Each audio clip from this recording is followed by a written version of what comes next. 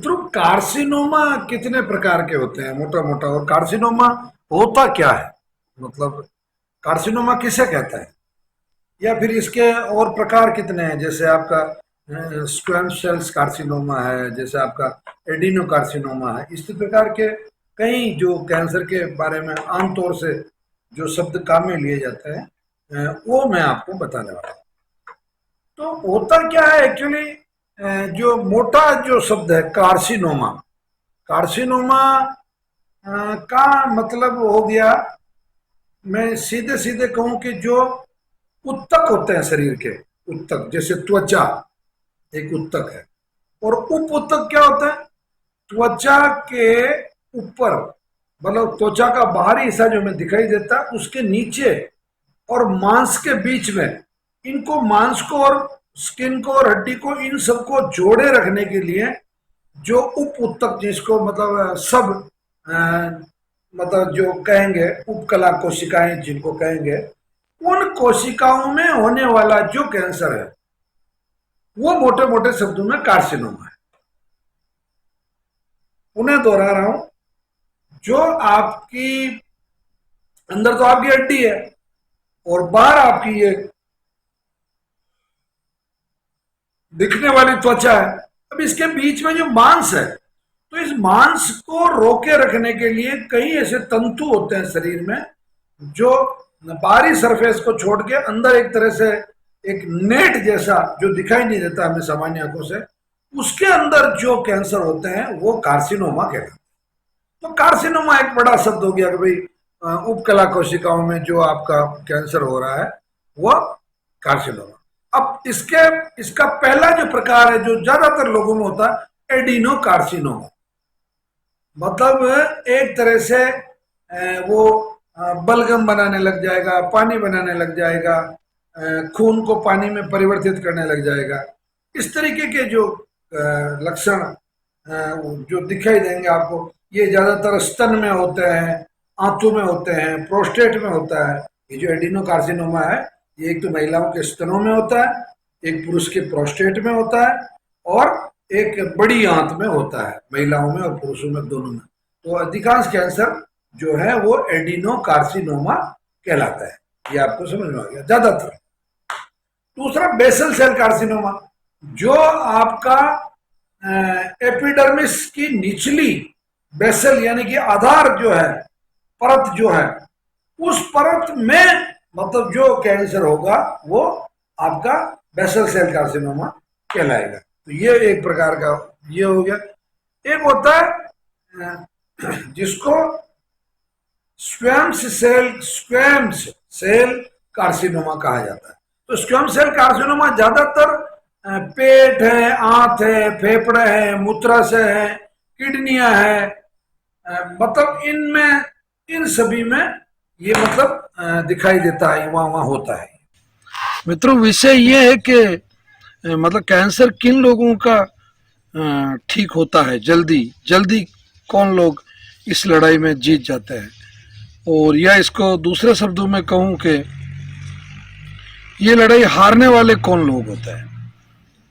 होते तो दोनों ही पेशेंट है, जिसका कैंसर ठीक हो गया वो भी पेशेंट था, और जिसका ठीक नहीं हुआ वो भी पेशेंट था। तो क्या अंतर क्या होता है इसमें, क्या क्या क्या फैक्टर काम करते हैं? यार ये बहुत इम्पोर्टेंट फैक्टर मैं आप लोगों को बता रहा हूँ कि आप लोग अगर इस पे, जितने भी रोगी हैं या उनके परिवार के जितने सदस्य हैं, वो अगर मेरी इस बात पे बहुत गंभीरता से अगर ध्यान दें, तो निश्चित रूप से आपको जो परिणाम प्राप्त होने हैं वो सकारात्मक होंगे, पॉजिटिव होंगे और रिजल्ट ओरिएंटेड होंगे। मतलब रिजल्ट जो है, परिणाम जो है वो आपके पक्ष में रहेगा। पहला सबसे बड़ा, मेरी जो किताब है आयुष्मान भव, उसमें मैंने एक जगह एक प्रश्न लिखा है कि कैंसर किन का, मतलब अमीर का या गरीब का, किसका जल्दी ठीक होता है? तो उसका मैं बहुत बेबाकियत से मैंने उसमें उत्तर लिखा कि कैंसर गरीब का जल्दी ठीक होता है। तो क्या कैंसर समझता है क्या ये गरीब है तो इसको पहले मैं ठीक करूं, क्योंकि ये गरीब है, वैसे ही दुखी है, तो इसको पहले ठीक कर देना चाहिए? या ये तो अमीर है इसमें तो कोई फर्क नहीं पड़ता, नहीं, ऐसी बात नहीं है। कैंसर ना तो समझता है और ना समझने का मौका देता है। कैंसर खुद एक बीमारी है। अब इस बीमारी से लड़ने के लिए जितना आप प्राकृतिक होंगे, जितना नेचर बेस आपका आधार होगा, यानी कि मैं सीधे शब्दों में कहूं कि आप अगर कीमो लेते हैं या रेडिएशन लेते हैं या सर्जरी करवाते हैं या इम्यूनोथेरेपी करवाते हैं या और इतर जितने तरह की तरीके हैं जो कि महंगे भी हैं और जिनको सही मायने में अगर कहा जाए तो वो कैंसर का इलाज भी नहीं है। तो अब जो कैंसर का इलाज ही नहीं है, मतलब अब उस इलाज को लेने से क्या फायदा। तो गरीब इसलिए ठीक होता है कि गरीब क्या लेता है, गरीब वो चीजें लेता है जो कैंसर का इलाज है, यानी कि आयुर्वेदिक चिकित्सा पद्धति, प्राकृतिक चिकित्सा पद्धति, दूध का सेवन, हरी सब्जियों का सेवन और योग और प्राणायाम और जो बिल्कुल नेचुरल तरीके हैं, गाय का घी है, गाय की छाछ है, गाय का दही है, ये चीजें, प्लस सबसे बड़ा जो उसका एक विल पावर होती है, एक सेल्फ कॉन्फिडेंस जो होता है कि भाई चूंकि वो आस्थावान व्यक्ति होता है। मतलब देखो दुनिया में गरीब की जितनी आस्था होती है और अमीर की नहीं होती। अमीर 50 तरह के तो बीमे करवाता है, 50 तरह की अपनी सिक्योरिटियां रखता है, 50 तरह के बॉडीगार्ड साथ में रखता है। मुझे आप एक छोटा सा उदाहरण बता देंगे, अगर मैं आज 10 बॉडीगार्ड रख लूं तो क्या मेरी मौत नहीं होगी क्या, या मेरे बदले वो बॉडीगार्ड अपनी, मतलब मेरी अगर मौत आई, यमदूत अगर मुझे लेने आए तो क्या वो बॉडीगार्ड, ये सब स्टेटस सिंबल है। बल्कि कैंसर चिकित्सा में तो मैं ये भी कहता हूं कि आप कितने बड़े हॉस्पिटल से, कितने महंगे से महंगे हॉस्पिटल से चिकित्सा ले रहे हैं, तो ये एक स्टेटस सिंबल हो गया और ये उस गरीब को भी पता है कि वहां चलता है, परंतु वो वहां नहीं जाता है।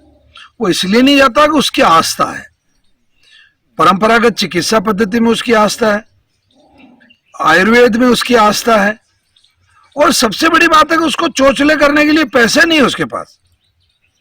मतलब उसके पास कोई अतिरिक्त धन नहीं है कि वो 10 लाख 15 लाख या 1 करोड़ 2 करोड़ रुपया उस पर खर्च कर सके। तो जब वो खर्च नहीं कर रहा है उन चीजों पे, तो उसके बाद एकमात्र जो समाधान है, एकमात्र जो सब्स्टिट्यूट है, वो आयुर्वेद है। और आयुर्वेद में भी ऐसे केंद्र हैं जो नवग्रह आश्रम की तरह के जैसे केंद्र, जो लगातार रिसर्च कर रहे हैं, जिनके अपने अच्छे परिणाम हैं, जो फालतू किसी प्रतिस्पर्धा में विश्वास करते नहीं है, केवल अपना रिसर्च वर्क करना, अपनी चिकित्सा करनी और मस्त रहना और आनंद के साथ में जीवन यापन करना। मतलब कोई प्रोपेगेंडा नहीं, कोई ड्रामाबाजी नहीं, कोई षड्यंत्र नहीं, कोई नाटकबाजी नहीं। तो मतलब इसका ये हुआ कि जो व्यक्ति आयुर्वेद पे विश्वास कर रहा है, नेचुरोपैथी पे विश्वास कर रहा है, नेचुरल तरीके से जो चिकित्सा ले रहा है, जो परहेज उसको बताए जा रहे हैं उनका पूरा पालन कर रहा है। अब गरीब आदमी क्या परहेज तोड़ेगा, उसके पास में फालतू कोई चीजें खाने को है ही नहीं, उसके पास ना पिज्जा का पैसा है, ना बर्गर का पैसा है, ना और किसी तीसरी चौथी चीजों का कोई लेना देना ही नहीं है उसको, तो क्योंकि उसके पास है ही नहीं। तो जब नहीं है तो वो जो आयुर्वेद का, जो नवग्रह आश्रम सेवा संस्थान का जो प्रोटोकॉल है, उस प्रोटोकॉल को वो फॉलो करता है, क्योंकि उसको मालूम है कि यहाँ जो उसको चिकित्सा मिल रही है वो चिकित्सा उसे लाभ करेगी, और वो इधर उधर डोला डाली नहीं करता है। वो एक बिल्कुल स्ट्रेट वे में चलता है, एक सीधी तरीके से चलता है, परहेज पूरा का पूरा रखता है, आस्था पूरी की पूरी रखता है, विश्वास उसका पूरा का पूरा है कि मैं ठीक हो जाऊंगा। और यही परिणाम है कि ये जो औषधियां हैं उसके लिए अमृत का काम करती है, ये उसको ठीक करने का काम करती है। और वो ये औषधियां लेते लेते बहुत रिकॉर्ड टाइम है, यानी कि जैसे मान लो ब्लड कैंसर है तो 6-7 महीने में आराम से वो ठीक हो जाता है। जैसे उसको और कोई जैसे फेफड़े का कैंसर है या उसको प्रोस्टेट का कैंसर है, तो भी वो बहुत ईजी वे में, मतलब ज्यादा से ज्यादा 8-9 महीने में अपने आप को कैंसर से मुक्त कर लेता है। एक कारण हो गया। दूसरा, कैंसर उन लोगों का जल्दी ठीक होता है कि जो भले अमीर हैं और वो नहीं गए, मान लो कि इधर कोई ऐसा जरूरी नहीं है कि कहने का अभिप्राय मेरा कि कैंसर ठीक करने के लिए आपका गरीब होना जरूरी नहीं है। कैंसर ठीक होने के लिए आपकी जो दिनचर्या है, आपका जो विश्वास है, आपका जो दवा लेने का जो तरीका है, वो बिल्कुल जैसा नवग्रह आश्रम बताता है वैसा ही होना चाहिए। अगर वैसा आप करते हैं तो फिर इस मामले में कोई संशय नहीं कि आप के ठीक होने में बिल्कुल मुझे कोई डाउट नहीं लगता है। तो मैं आप लोगों से पुनः अनुरोध करता हूं कि आप लोग अगर कैंसर, ऐसा तो ना हो कि परमात्मा किसी को कैंसर करे, फिर भी अगर हो जाता है तो आपको श्री नवग्रह आश्रम सेवा संस्थान मोतीबोर का खेड़ा, रायला, भीलवाड़ा, राजस्थान में जो है वहाँ आपको आना चाहिए। और रविवार और शनिवार को सुबह 8 बजे पहले हमारी क्लास शुरू हो जाती है। 8 बजे एग्जैक्टली, 7:30 बजे आपको पहुंचना है, क्लास ज्वाइन करनी है, तरीके से पूरी चीज को, कैंसर क्या है, क्यों ठीक होता है और क्या क्या विशेष सावधानी। अपन किडनी पे अगर बात करें,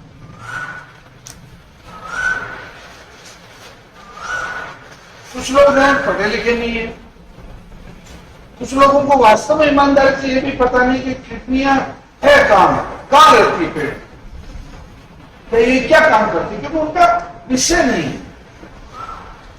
जैसे पुलिस वाले क्या करते हैं, उनका रोल नामचा क्या होता है, जैसे आपका, आप पुलिस में नहीं तो आपको क्या पता रोल नामचा क्या होता होगा।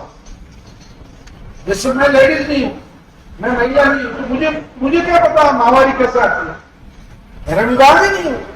ऐसे ही कई लोग हैं जिनको किडनी के बारे में बिल्कुल पता है। तो वो सामान्य जानकारी है। मैं पहला आपको, किडनियां 2 होती है, एक राइट में और एक लेफ्ट में। और ये जो आधा पोर्शन है, अगर मेरे को यहां से काटा जाए, मतलब पूरी बॉडी को ऊपर से करियो, तो ये आधे से ज्यादा पीछे की तरफ होगी। इसीलिए आप लोगों को ध्यान हो, कभी भी किडनी में दर्द होता तो पीछे की तरफ, यहां, तो इनका जो डिपार्टमेंट है वो होगा। काम क्या करती है, ये अपने शरीर में जितनी गंदगी है, सामान्य शब्दों में समझ लो, गंदगी से मतलब आपके खून के अंदर जो गंदगी है, गंदगी किसे कहेंगे, यानी कि जहर है। जहर किसे कहेंगे, यानी कि टॉक्सिक, मतलब ऐसे पदार्थ जो एक निश्चित मात्रा से ज्यादा है, वो सब जहर है। आप रोटी भी अगर 2 किलो रोटी खाने, आप अनाज खाने तो मर जाओगे, और डॉक्टर जब आपकी जांच करेगा तो कहेगा जहर की वजह से मर। आपने तो जहर नहीं खाया, आपने तो रोटी खाई, पर वो जहर बन गया, मतलब अति हो गई।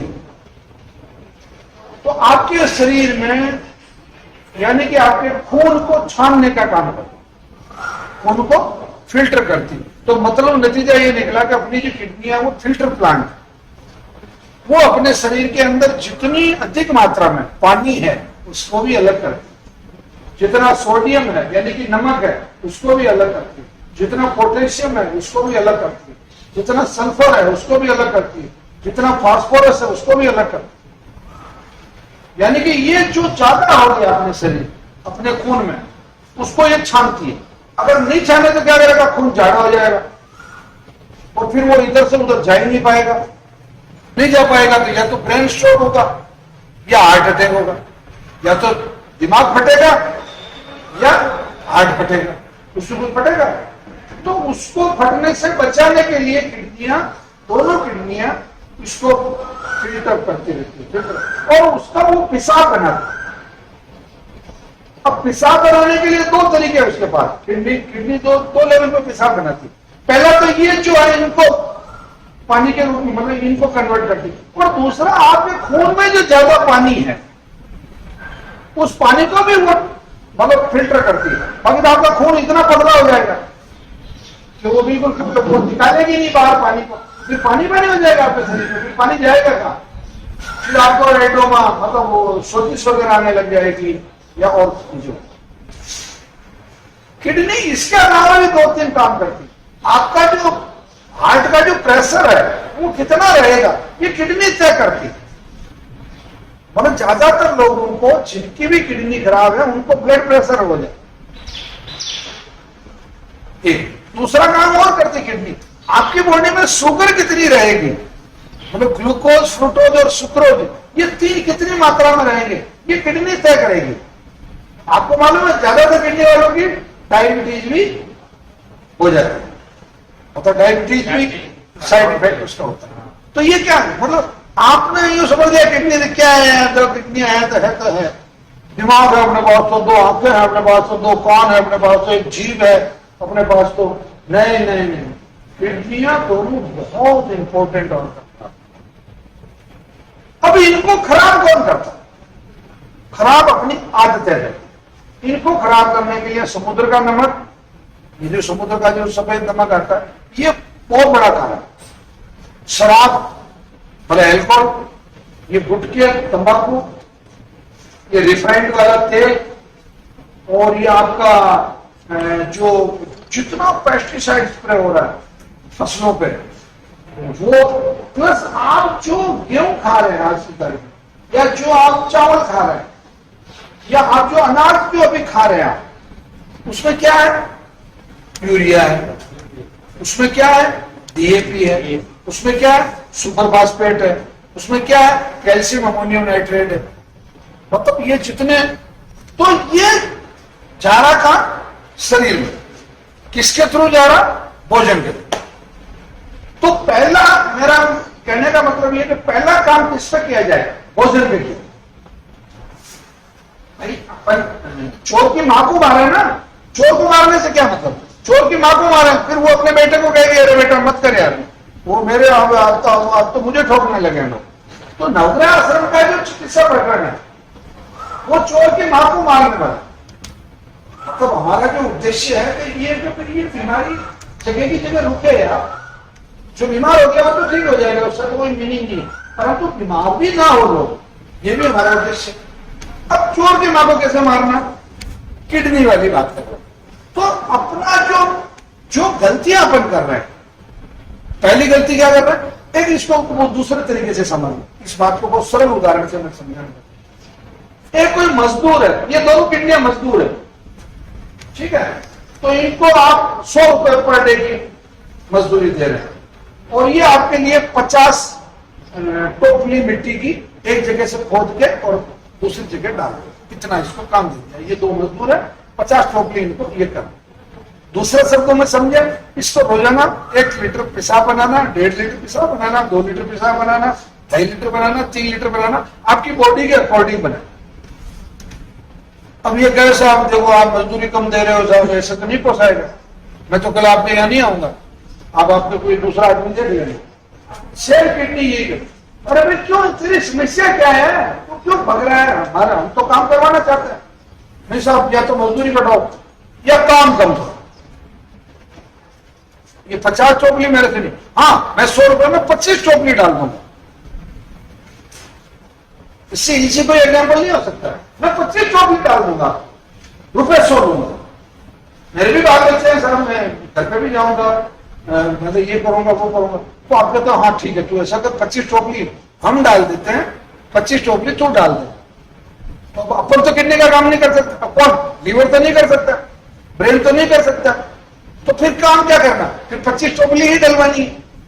तो मिट्टी कम करनी है, मिट्टी कम करनी है, इसमें क्या करना आपको, उसको कर हाँ चल सकता, तो रोजाना सफाई करने आता है, हमारे यहाँ से 50 टोकरी निकलती है, अब तेरे को 25 टोकरी, हम गंदगी कम करेंगे, हम गंदगी करेंगे नहीं, हम होशियार रहेंगे।